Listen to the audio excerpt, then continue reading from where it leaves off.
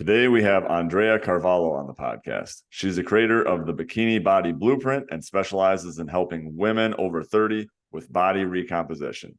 She is highly certified, has numerous nutrition certifications. She's a certified personal trainer. Andreia was born and raised in Brazil and came to Canada 8 years ago.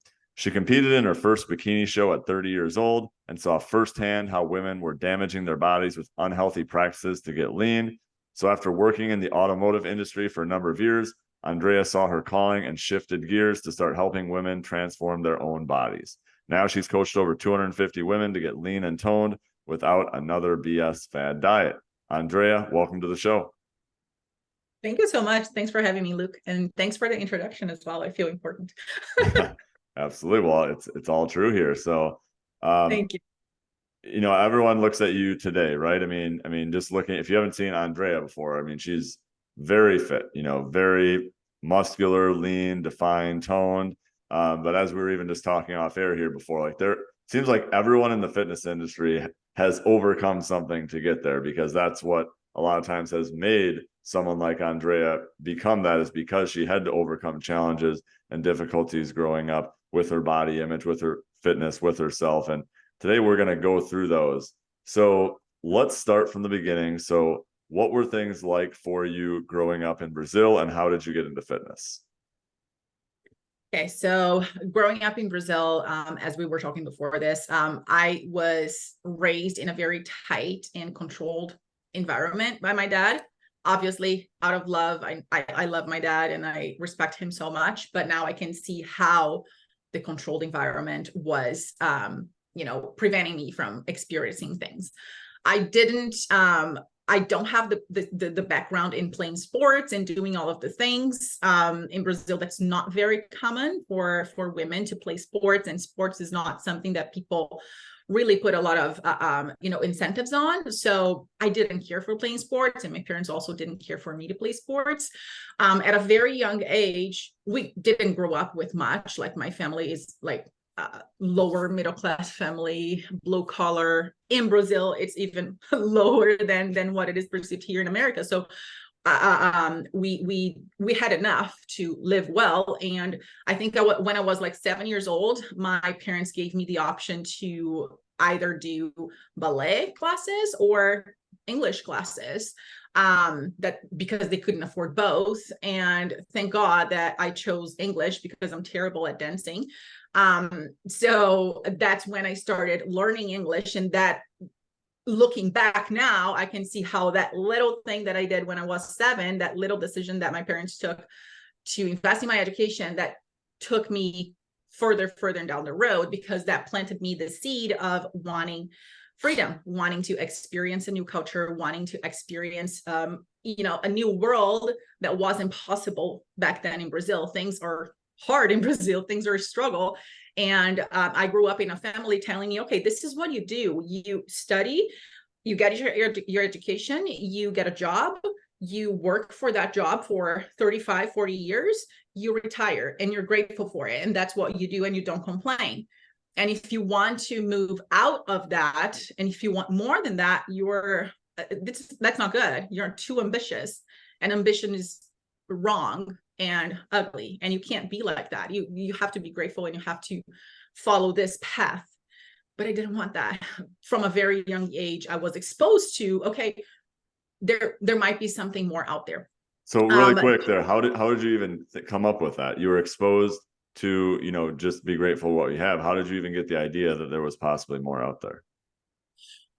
I think because I was doing those English classes, I was exposed to kids who had more than me, who could afford more. And obviously in English classes, they show us in the books or in movies, how life is in the States. So I got the interest of, okay, it doesn't necessarily have to be this way. Imagine how amazing it would be if I could, live abroad, if I could, experience a different environment than I'm experiencing right now.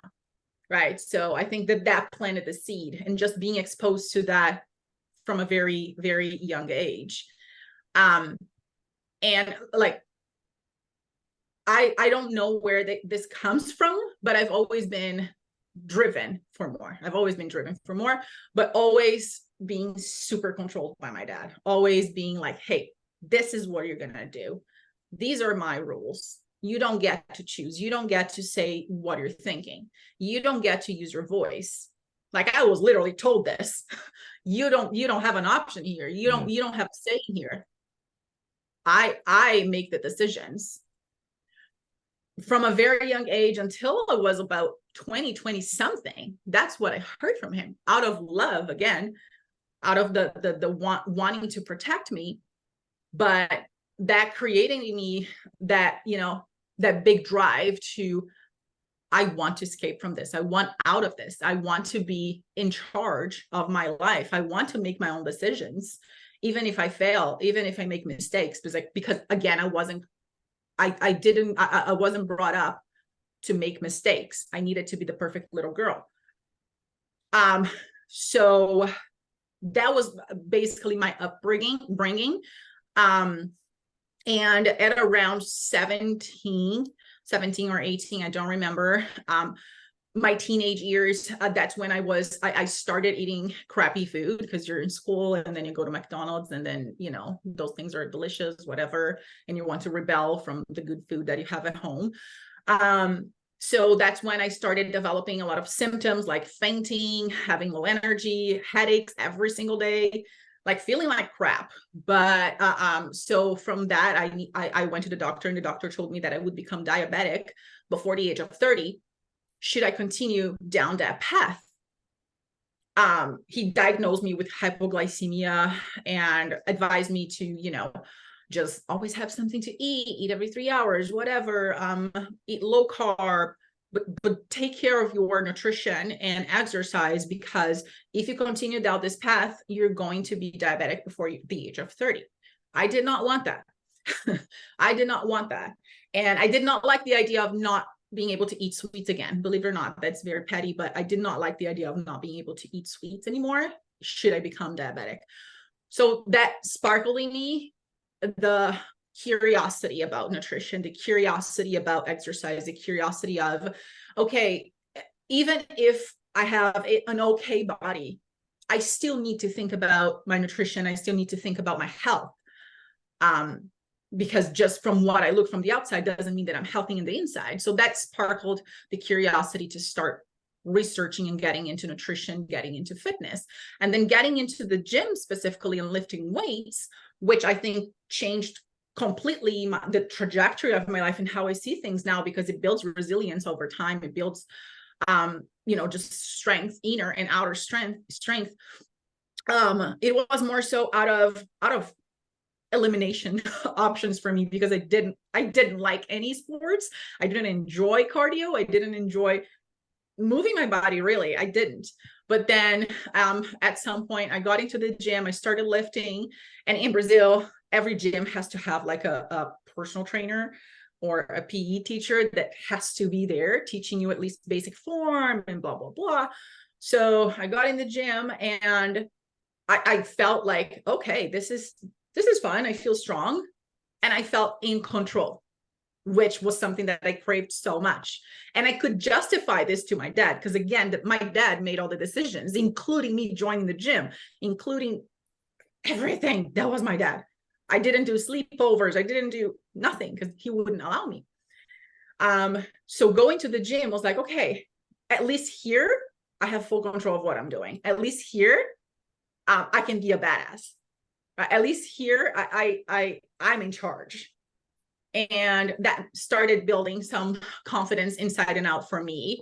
And yeah, the rest is history, because from there were multiple situations where I had to overcome challenges when it comes specifically to fitness and nutrition, obviously, because then that was 17 years ago. So I was blindly getting into this, but that's how it started basically. And that's how I started my feet on into fitness, basically to create that sense of control that I could justify because it was my health. Right. No, I love that story. I mean, obviously there are plenty of things that you needed to overcome yourself. Like you said, it really, literally took like a doctor saying to you, if you don't get going here, like you could be diabetic by the age of 30. And that obviously lit a fire under you where like, okay, I got to do something about this. So then for the first time, you were doing something that allowed you to feel in control, which was fitness. And obviously from there, I mean, clearly you fell in love, and it's been something that's been a part of your journey ever since. So obviously that happened kind of, late teenage years. So what happened from here? Like, I know you mentioned like eventually you moved to the US, for a while, and then came to Canada afterwards. Like, kind of take us on that story of how those two happened. Yeah. So fitness kind of continued in the background of the rest of the story that I'm going to share here, with lots of inconsistent periods of, I'm going all in. And then at some points I would, just don't do anything. So it was very still inconsistent. And now I can see that a lot of it was because of my environment, right? My environment wasn't very like supportive of it. It was supportive, but not in the sense of like people didn't understand why you're in the gym, why you work out so much, why you take care of your health. You already look okay. You're not obese. So why you're doing this? So I think that the environment played a little bit of a role of that inconsistency in the beginning, but it still continued on in the background. But from there, I graduated. I have a degree in business administration back in Brazil, again, because my dad wanted me to do something that was, that would pay me a little bit more money. I wanted to do something related to marketing or even physical education at that point, which is exercise science here. But in Brazil, you don't make money being a personal trainer. And my dad wanted me to go into a career that would allow me to have a good, a good pay. So graduated business administration and found an internship in a like medium-sized company there, started working there as an intern. And then from there became a full-time employee. And while I was a full-time employee, I was graduating. It was like my last year in college. So I was graduating and I was like, okay, what is my next step here? What I'm going to do? And although I enjoyed what I had, I didn't see myself being there for the next 10 years. I looked at my superiors and I'm like, I don't want that life. 10 years from now for what, a 5% raise every year. And I'm hearing this cubicle and I did not like that the future. And again, in Brazil and even in the family that I grew up with, that's what you have. You have to be grateful for that job and you don't change because it's hard to get another job. And it is actually. So I'm like, okay, what am I going to do? My choices are I can go and get, an MBA, postgraduate, certificate, whatever, improve my education and, look for a better job at a better company, bigger company, whatever. But that didn't excite me as much because the hamster wheel will just continue in a bigger level. Or I could, find a way to go abroad and improve my English, because then I would again have an excuse or have a reason to prove to my dad that, okay, yes, I'm going to be far away, but I'm going to be improving my English will help me get a better job when I come back to Brazil. And I've continued working, studying English since 7 until I was 19 or 20. So I've always wanted to live abroad. And at that point in time, I was 22, 23. If I didn't do that then, I wouldn't be able to do it in the future. Then getting married, having kids, whatever the case, I needed to make that decision, that jump then. And I knew that. And because we didn't grow up with much money left, my dad couldn't afford to send me away to pay for me for an international education or anything like that. And I didn't have that much money saved at 22 or 23. I found out about the au pair program, which is a program in which you live with an American family, taking care of their kids as their nanny, and they you pay just an entry fee, which was not very much at that time. And they still pay you a small salary per week, take care of their kids. They pay for a little bit of your education, and that the program is for the whole entire year. I'm like, well, this is perfect, because then I can live with the family, I can learn about their culture, I can improve my English, and I can have my freedom that I've always wanted to have, living on my own, having my own thing. And so that's what I did, went to the States, and that changed pretty much the whole trajectory of everything, because I saw a new world of possibilities. I saw a new world of, okay, there's a much better life out there. There's a much better, there are much better possibilities here than there is in Brazil. And but then at the end of the year, I lived with two different families in Philly and in Jersey. And at the end of the year, I had to go back. I could extend, but I was already with dating my actual husband now. And he waited for me long distance. So we did long distance for 1 year. Oh, wow. And he was my number one support. I got to mention that he was the first one to tell me, I think you should go, should spend a year. It's going to be hard for us, but it will either strengthen our relationship or show us that we're not meant to be together. And we're together until now. So I love that. yeah. So he's my number one supporter until now. And went back to Brazil after 1 year. And then there, I was shocked that, just speaking English wasn't enough to get like a really good position or whatever. So I started looking for jobs and etc. Didn't find much there, and I couldn't adapt back. So the shock in culture going from Brazil to the States was much less than going from the States to Brazil, because then I had to face reality again. Right. And everything's much harder. Everything's a struggle. And you're always afraid of, the violence, the crime, and so many things. And I couldn't adapt. And even the mindset in the States is much different in the States, and even here in Canada, I should say. It's much more, okay, you want something, you go for it, you work for it, you can do it, right? You can do anything you want as long as you work for it. In Brazil, it's much more so dependent on somebody else or something else or external. And I did not like that. So it took me a while to adapt there, but eventually I found a job that I liked after trying out a few different things. And then a friend of ours, and then during this time between, like, I got back to Brazil in 2012, came here to Canada 2015, right? So this 3-year gap, I got engaged. And I was always in the back of my mind, okay, how can I go back? How can I go back? How can I go back? I want to go back. And my husband, he always wanted to do that as well. He had that drive to, okay, I wanted to have that experience. So, and then a friend of ours, she was talking about moving to Canada instead. And I did not know anything about Canada, nothing at that time. Not even the I don't know if they spoke English or French, whatever.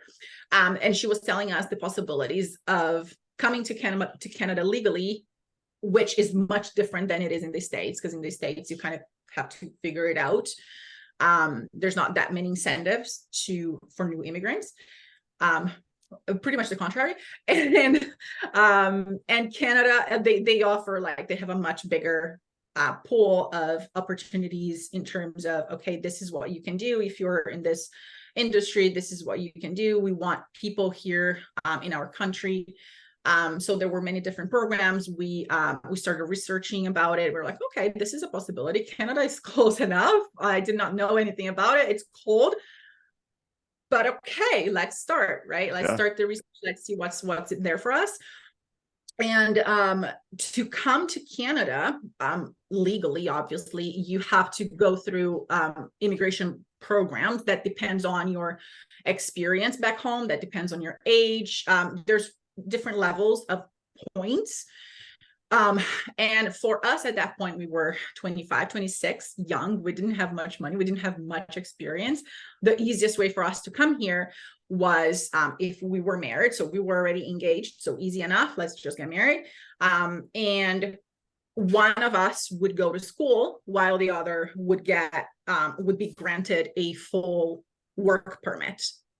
So investing money in education again, and deciding who was going to get the education, a 2-year college. So my husband decided that he was going to go get the education and I was going to be the one working.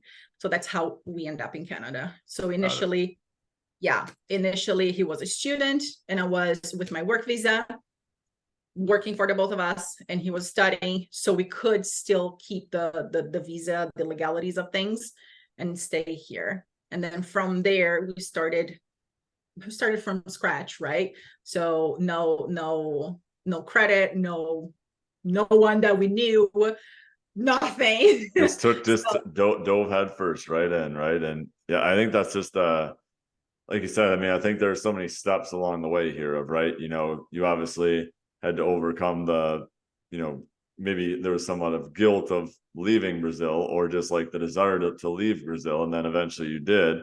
You obviously made the transformation in your fitness first. Then you made the transformation in terms of kind of getting out of the culture that you felt wasn't serving you to come to Canada.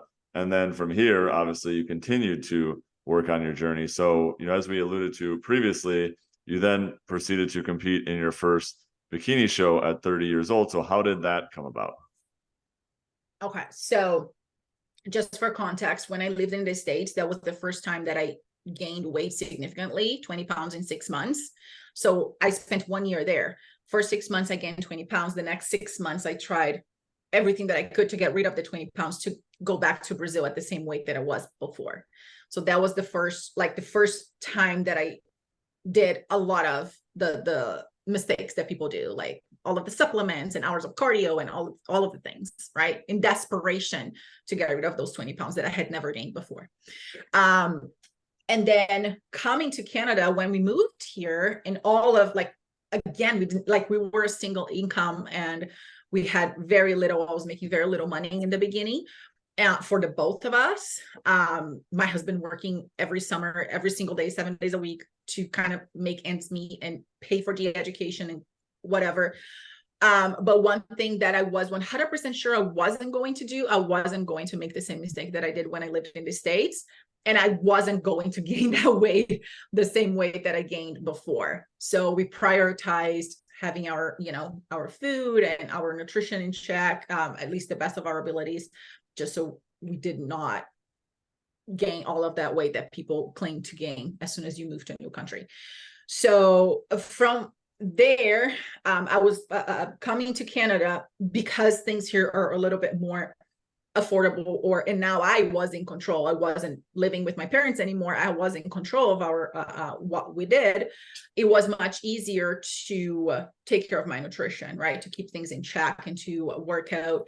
And I fell into another fad, which is the paleo low carb cult, because I wanted, again, coming back from that background of the doctor telling you that if you continue down this road, you're going to become a diabetic. I got really focused on blood sugar regulation and things like that. So I was very, very rigid with that low carb paleo stuff, and maintained that curiosity about researching more about nutrition and keep up with that. So at one point, while I was doing all of those diets, I got to the point where I was eating like one meal a day. I wouldn't eat a banana. I wouldn't eat rice. I wouldn't eat fruits. I wouldn't eat any of that. I would eat. So what were you eating during that meal? Eggs. Eggs? Eggs and bacon, or it would be like beef with bacon. And how did you feel during this time when you're eating one meal a day? Like, how did you feel? It was interesting because at that time I was so driven by so at one point it transitioned from health to how I wanted to look, right? And as I got more and more strict, I had this image of me being super toned and lean and having the six pack. And I'm like, okay, if I lose more weight, I'll get there. And I was already 130 pounds, I don't know. And it did not become a reality, just FYI, that way. But I felt so driven by dropping that freaking number on the scale that I ignored that I felt hungry. I ignored everything. And I pretended that I felt super good. So at work, I'd be like, I don't eat pizza. I don't eat that. I don't, like, people would bring, stuff at work, and I would be so snob, but deep down I was like, oh, I really want this. No, I do want that stuff, right? So I do want this. Yeah. Yeah. So I push it very hard to the extreme. And it did not get me to where I wanted to be, because at the same time I was doing that and I was working out 7 days a week, but and my body was like, the physique was okay, but I was slim, no muscles, no definition, no six pack. I'm like, what the heck? I'm doing all this work. I'm, being disciplined. I'm saying no to all of the things. Where's my six pack? Where are my glutes? And I did not understand back then that I needed muscle to do that. So from there, while I was still in that phase, someone approached me in the gym and told me that I would look a really good bikini competitor. I'm like, never thought about competing before. What is that all about? And I didn't know much about competing, about fitness competitions or anything, because in my mind, only the big bodybuilders would do that, and the girls that got into it were too muscular and too big for my liking. Nothing against that at all, but for my liking, I did not want or desired that physique. But then they told me about the bikini, and I started looking into what the bikini figure looked like. I was like, okay, I think I could do this. I think I could get there. There's a six pack there. They're glutes. That's what I want. And the challenge also. So it started to become a challenge for me, because I had never competed before in anything, because I'd never done sports. So I thought it would be a good challenge to kind of check off the list before I had kids, because I was already 28, 29, 30 years old. So before I have kids, okay, let's check this off the box. I competed once. That's fun. Let's go. So I hired a coach. And then the first thing that coach told me was to increase my carbs, obviously. wow. And also, I was so stubborn at that time, and I thought that I knew it all. And I was like, no, but I do keto. I don't need carbs. He's like, shut up. Well, he didn't say. He's like, you hired me, right? Exactly. Yeah. So yeah, and then from there, when I competed, that's when I got the shape that I'm like, okay, I'm happy here. But then obviously it's just so hard competing when you're not in the right environment, and when you don't know much of what to expect. So right after, I rebounded pretty badly. So I competed my first show. I won first place. Wow. It was going to be another championship in like 2 or 3 months that I should start prepping like almost right away after the first show. I started and I backed out as I started rebounding, and I couldn't control myself. I started eating, and I'm like, I cannot do this anymore. And I was transitioning careers in the automotive industry. I'm like, I should put my focus in my career and not here. From switching from the automotive industry to fitness. Yeah. I mean, because competing kind of took a toll on my performance at work. People started seeing me like with a more tired face and not as energetic as before. And at some point, my manager even told me, hey, you need to figure out what you want, because this is clearly affecting you. Right.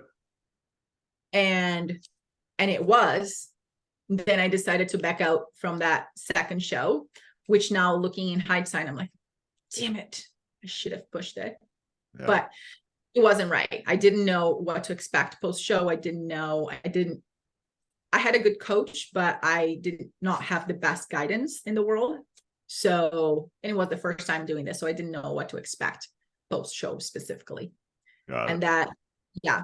Then after backing out from that show, that's when I gained again 30 pounds in 6 months. Wow. Yeah. So you gained 30 pounds, not in good weight though. Not in a good way. No, just stuffing my face at the end of the night with all of the sweets that I couldn't eat while I was competing. Okay. So you kind of went on one extreme where you're like the keto low carb, Then you went on another extreme. I mean, people call it extreme, but kind of the opposite end where you're obviously eating carbs, but you're training for a bikini show. And then you kind of were like, this was probably pretty challenging. So then you ended up kind of maybe going off the rails per se, and then gaining some weight. So now, how did you recover from that after you had gained those 30 pounds? Like, what happened next? Yeah, so that's when I started really diving deeper into educating myself on how nutrition works. That's when I stumbled across Layton Norton's work and all of those flexible dieting protocols and science-based approach. That's when I started studying for myself and understanding a little bit more what was going on. Because I lost my train of thought here. Damn it. Sure. So you gained 30 pounds in 6 months. So how did you end up losing that weight? Yes. So that's when I also put a little bit more muscle on my frame as well. So I did not end up losing the whole 30 pounds anymore. But at some point, I got to the physique that I wanted, even not weighing the same that I was before. That's when things clicked. Because even though I put on weight the wrong way, let's call it that way, I didn't have full control of my nutrition that post competition period. I still channeled all that effort in the gym into the right training, into getting stronger, into putting on muscle. So during that period of time, I ended up putting on a little bit more muscle on my frame. And then eventually I got, I got rid of the weight the right way, started a fat loss process the right way, in a more balanced, in a more sustainable way. And I got to the physique that I wanted, seeing my abs and still strong, and all of that while being flexible with my nutrition, while having a much better relationship with food, and not necessarily that physique reflecting the weight on the scale.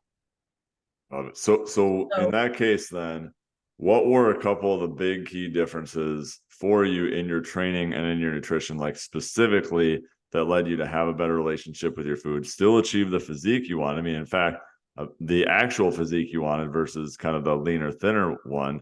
What were a couple of those things that you started doing? So I had right guidance to start with. So I started looking up for people who knew what they're doing in terms of training and nutrition. Instead of demonizing certain foods or just blaming specific food groups like I did before, I started understanding what certain food groups would do for my body. So instead of completely restricting myself out of eating chocolate, I would make sure that I would account for that piece of chocolate for my daily calories, for example. I would prioritize protein because I never had the understanding of how important protein is. Even competing bodybuilding is not supposed to educate you in nutrition, obviously. So I got the understanding of what food would do for my body. And specifically when it comes to relationship with food, was allowing myself to have the things that I once thought I wasn't allowed to have, that they would make me fat or make me sick, or they were plain old bad for me. So through flexible dieting, tracking my macros, paying attention to where my protein take was, where my carbs and fat distribution were, the types of foods that I was putting in my body. Through that, I got the understanding that, okay, it's fine if I eat rice as my carb source. It's not going to make me fat. It's not going to derail me. My body needs this for this, and that. Right. So I think that really helped me. Started tracking macros, started understanding how food works in the body. And when it comes to training, the understanding of more isn't better necessarily. Having a structured program. At that time, I think I was I had Brett Contreras program. So very strength mixed with hypertrophy work there. And having a program to follow, having specific things to do, focus on getting stronger and not just burning fat, reducing the amount of cardio that I was doing, just having the patience to do all that, just shifting the focus from the scale to how strong I was getting. That was one of the key things for me too. And yeah. Love it. Love it. So many good takeaways here. And coming up on time here is my fault for not leaving more time for this. Is such a good conversation that we're having here, but so many takeaways that you've had so far. So let's just leave kind of the listeners with like one or two key takeaways. So someone who is in your position, maybe, right now where you were maybe a few years ago, where they're like working out a lot, they're maybe they're eating healthy, but they're not seeing results. Like one or two things that someone could implement like right away that could get them on track to achieving their best body. Mm-hmm. I think it's biased to say, but looking for guidance. That's number one, outsourcing what you don't know, because social media is not a college degree. Social media is not a certification program. And some people think that is. But in terms of practical takeaways, I would say start tracking your food. Many people don't know how much they're eating. Yes, quality of the food matters, but if you're eating too much of the good stuff, you can gain fat. And sometimes you're not eating enough of the things that you should be eating enough based on the goals that you have. For example, protein. I see a lot of women under eating protein by a lot. So having the, track your food, look at the numbers, be like, it can be tedious, but you don't have to do this for the rest of your life, but at least for a period of time to have the understanding of how much you're actually consuming. That is really, really important. Second, no foods are off limits. It doesn't mean shove your face with chocolates every day and pizza unlimited as long as it fits your macros. It does not mean that. But there's no specific food or food groups that will cause you to get fat or to get you sick, anything like that in specific. It's all about the context. So there's no food group, there's no foods that are going to do that for you. And on the other side, there's no foods that are going to be a miracle, that's going to be a magic pill or superfood that's going to, completely transform your body just because you ate them. So there's no magic foods.